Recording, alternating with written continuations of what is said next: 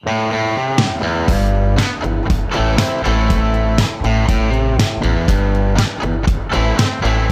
everybody, welcome back to the Shiny Black channel. I'm Nate and I'm here with Simon.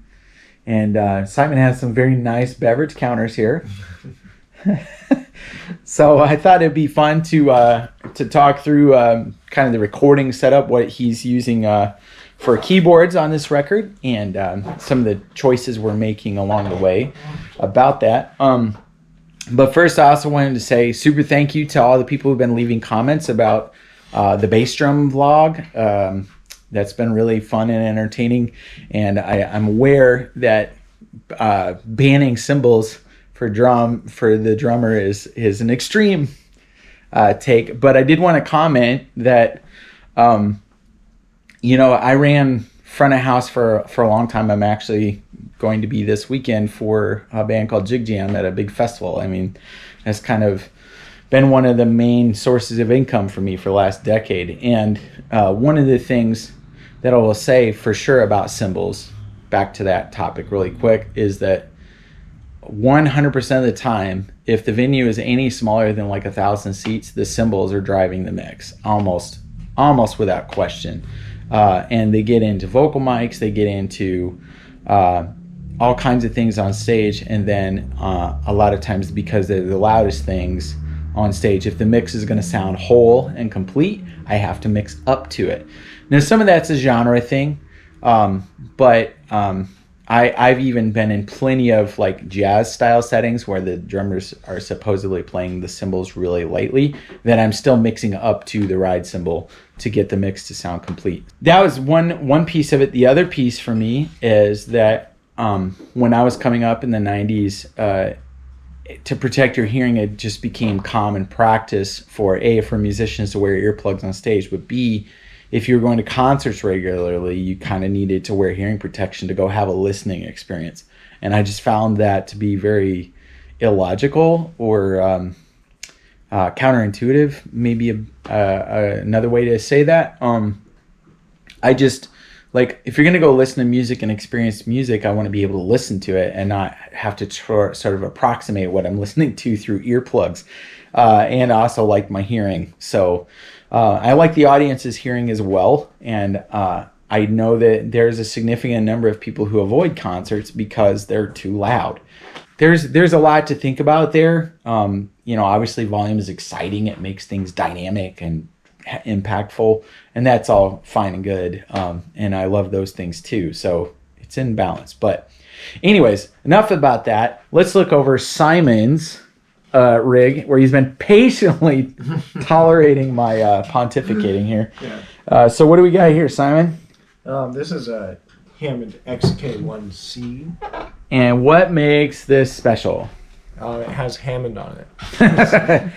Hey, can you boot it up for everybody? Yeah. We got to see this. This is hilarious. Music's glorious voice. It's not pretentious in any way. I mean, they can say whatever they want. It's Hammond. Right. So, but this thing sounds awesome. You want to give us a little...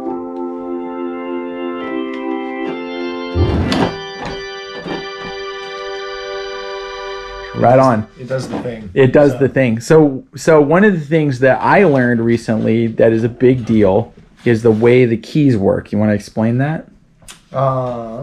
Yeah, so a big difference between organ keys and piano keys is an organ key actuates at the top of its action. So right there. So let's zoom in and show that. Low. Get low.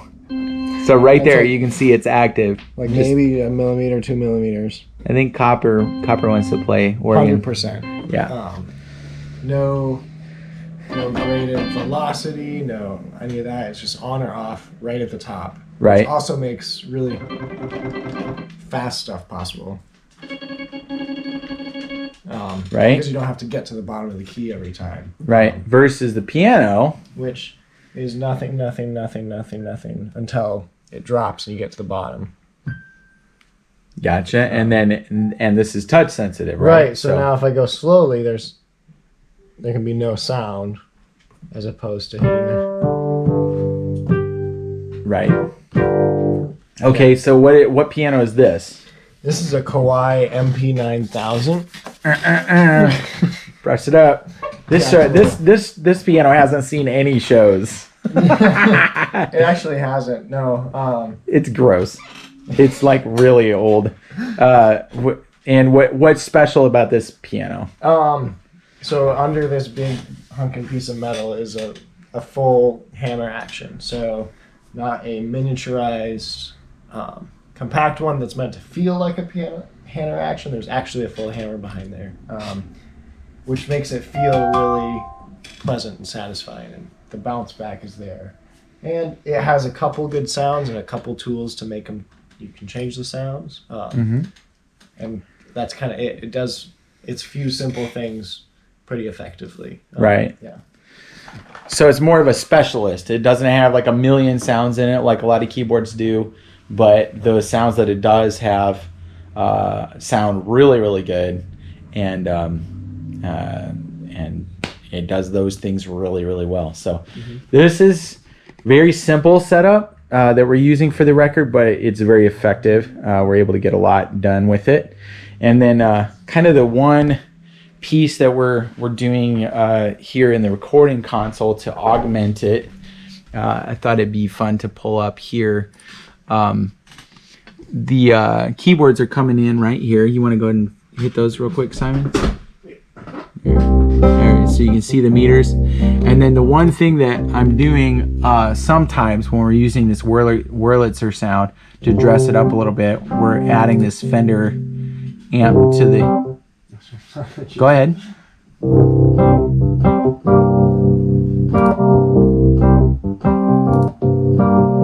So if you crunch it a little bit,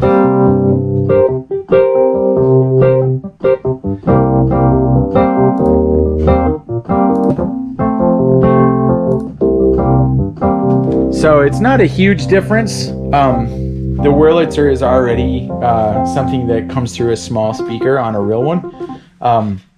But this just gives it a little more focus to the sound and gives it a little extra crunch and grit so that it sounds like it's being played as loud as possible. So yeah, anyways, we're having a good time. We are, well, I don't know about, are you having a good time, Simon? I'm having a great time. It's so much fun working on music. And anyways, we're super grateful for everybody tuning in and checking out the videos. We love talking to you. And look forward to getting this record put together for you. And hopefully you enjoy what comes out of us having a good time in the recording studio. So anyways, if you like the video, please hit the like button, subscribe, follow along, all that good stuff. And definitely feel free to comment. We got a lot of good comments on the last video about the bass drum, and I'd be curious to hear your thoughts about what you think of these keyboards. If you think we're doing it right, you think we're doing it wrong, all that good stuff. So, yeah. And also back to the topic of volume at concerts. How do you feel about that? Do you think it should be normal to wear earplugs to concerts? Do you hate that? Like, what do you think? So, anyways, look forward to seeing you next time. All right.